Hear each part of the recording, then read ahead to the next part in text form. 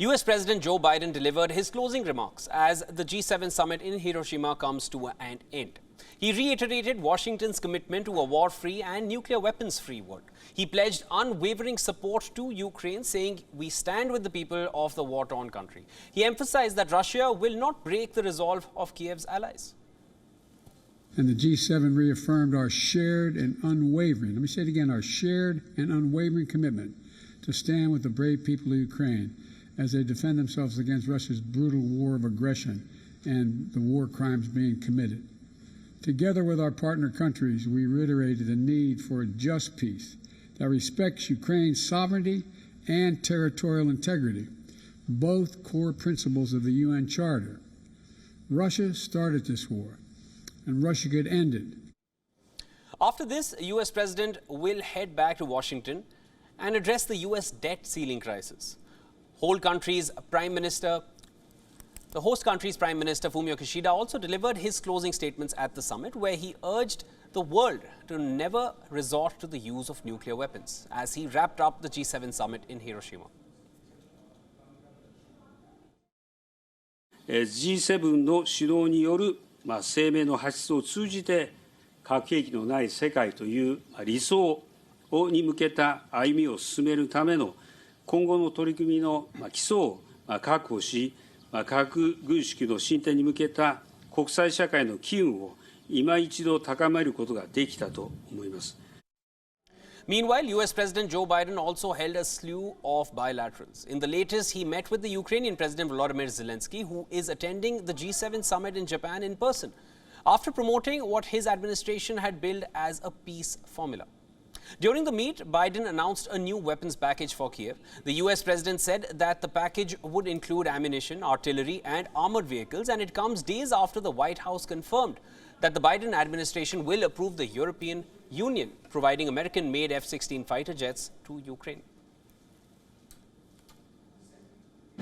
And today I'm announcing the next tranche of U.S. security assistance to Ukraine, a package that includes more ammunition, artillery, armored vehicles to bolster Ukraine's battlefield abilities. And the United States continues to help Ukraine respond, recover, and rebuild.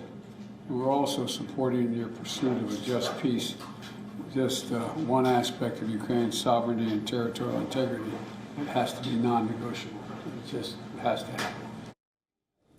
Zelensky also met with the South Korean President Yoon Suk-yeol and discussed Kiev's efforts in its war with Russia.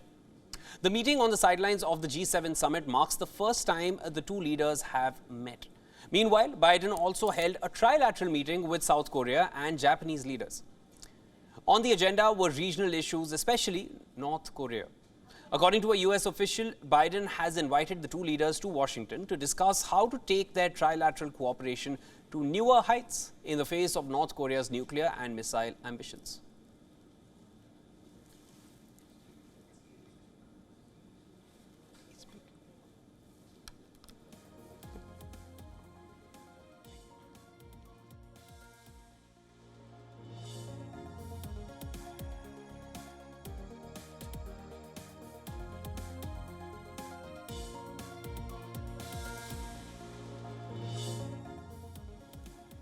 All right, for more on this, for more on the G7 summit as it comes to a close, we're being joined live from Brussels by Peter Klepp, who's the editor-in-chief of the Brussels Report. Welcome to the broadcast, sir.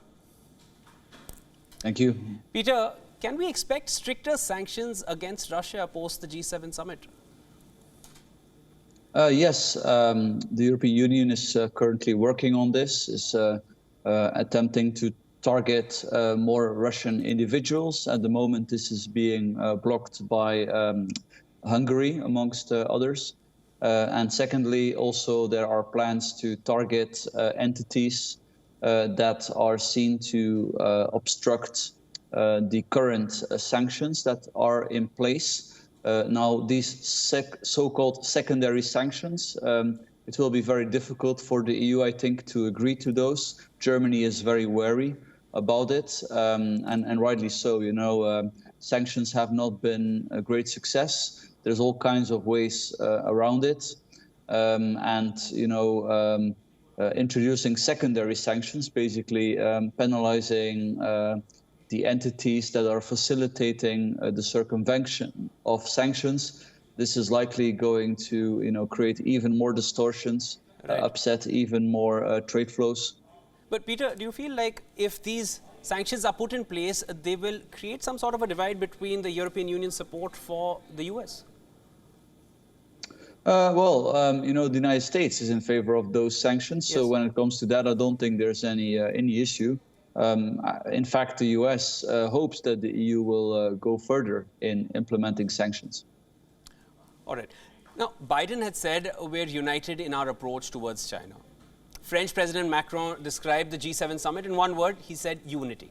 How should the statements be seen in the wake of the ongoing war and the budding ties between Russia and China?